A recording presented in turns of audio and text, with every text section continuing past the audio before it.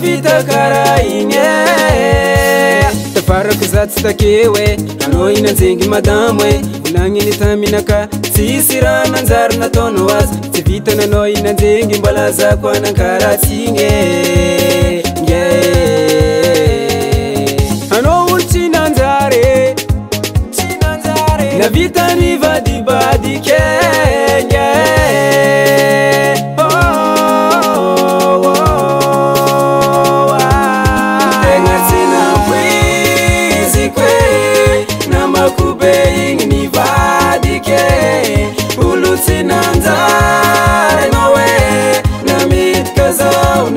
Madam nakaye tenga sina pwizi kwe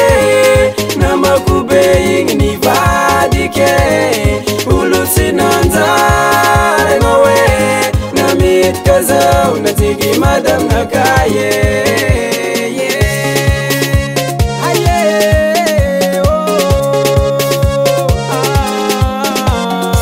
sina pwizi kuvita noro zirala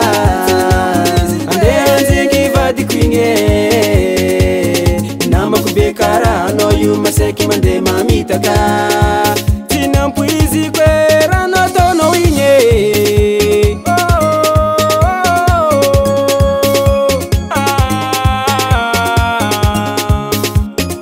namunga vaishu mavita mamatke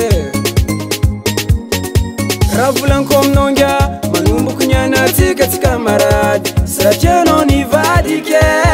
sina pwizi kwe na makube ingini vadike uluti nanzare nawe na mitkaza unatigi madam nakaye tenga sina pwizi kwe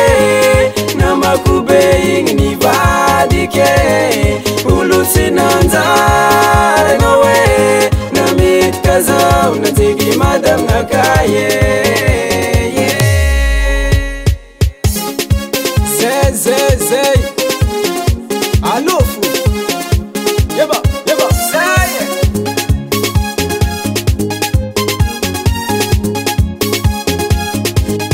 tenga sina pwizi kwe